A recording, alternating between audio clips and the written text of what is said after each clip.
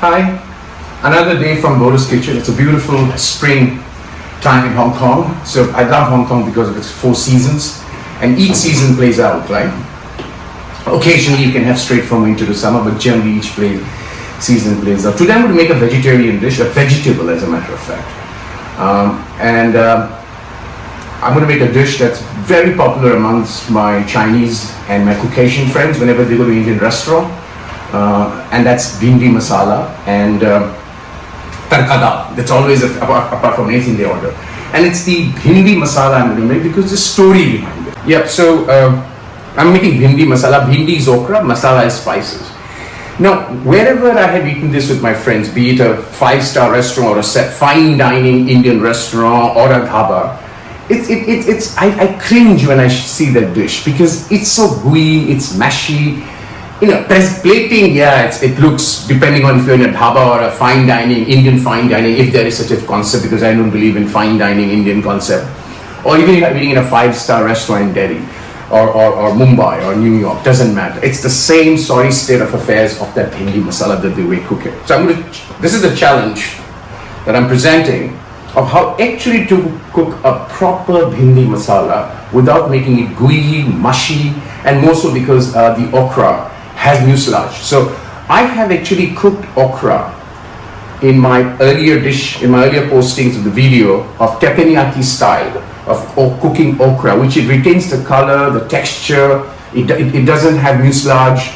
So I'm gonna make the Bhindi Masala the way, or the okra, spicy okra, the way, grandmothers used to make it, or at least my mother used to make it. So I'm gonna make that, and you'll see everything remains itself, right? So we'll come back and show you the ingredients and more importantly, the cooking style. Okay, so this is what I've done with the okra. I've washed it. After I wash, I completely dry it on a kitchen towel, and then I've cut it into this kind of size, right? So that's the okra. For the masala, what I've done is I've made this onion, a red onion, into chunks, and I've removed the layers, so it's all pieces or chunks of onion. Chunks of tomato, where again I've removed the inners, so it's all chunks, as you can see, cut in that size. And then the inner of the tomato, I've got it here, and I'm going to bake this. I'm going to blend this into a liquid form, and I'm going to show what I'm going to do. So these are the simple ingredients. In terms of spice, I'll only add cumin, and I will add coriander. That's about it. I'll show you. Those are the ingredients. See, the point here is it's not the ingredient, it's the cooking process, right? And that's what, I really want to challenge, all these 5 stars and fine dinings that sell this dish in the name of Bhindi Masala and gooey and mashy, to cook it this way. That's the right way to do it. But most importantly in this is the utensil. Now, I'm using, this is a Malaysian wok. I don't think you can buy this now. I bought it about 13 years back from KL, Kuala Lumpur. But if you don't have this, that's okay, as long as it's thin bottom, very thin bottom. You must not cook this dish in a thick bottom pan, right? And I'm sure there are lots of thin bottom, handis or karhais that you can get. So that is the most important thing. So the cooking process is what I'm going to show you. And again, I'll repeat the way I'm going to cook the okra. I'm going to repeat the teppanyaki style, where the okra retains its texture, there's no mucilage, it doesn't lose its color, doesn't blacken out. So that's what I'm going to show you is the cooking process. We'll come back and do that. The first I'll do is the okra, and then the last step of making the Bhindi Masala, or the spicy okra. So I've got 1.5 tablespoon of mustard oil. It's smoking. I brought it to the smoking point. At this stage, I'll put the okra, and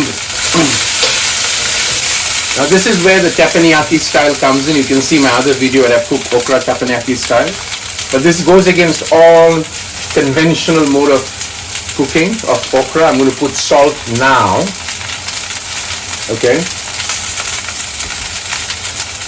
I'm going to put salt, and I'm going to fry this.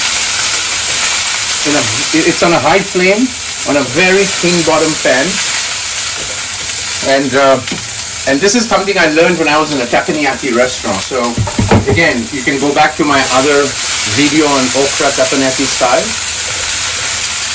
At this stage, remember I had made this into a liquid, the tomato. Now in the teppanyaki style I put water. Here I'm just going to put this, mix it up, put a little bit of water,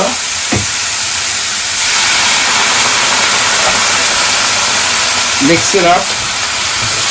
And I know people are getting shocked because this goes against all recommended measures of cooking an okra. But I'm going to do this, cover it up, because if you put water, the mucilage comes out. So at this stage, I'm just going to let it cook for about 2 to 3 minutes. Remember, I put salt, I put the tomato, I put a little bit of water. It'll cook and you'll see there'll be no mucilage, nothing, because it's on high flame, right? And then I'll take the last step of making the okra, spicy okra or the Bhindi Masala. Here's a cooking hack, just to be sure, because if you don't have such a thin bottom pan and high heat capability of the stove, to remove the mucilage, you put a bit of lemon juice. That's it, little bit, and the mucilage will go away. By the way, it's the mucilage of the okra that has the benefit, which is the antioxidant, right? So the best way to eat okra is you steam it and then sprinkle some salt and oil of your taste, mustard or olive, and just eat it like that. That's the best form of eating an okra in terms of healthy food. Yeah. As you can see, the okra, no mucilage at all, and it has retained its color, its texture, because you don't want it to be gooey.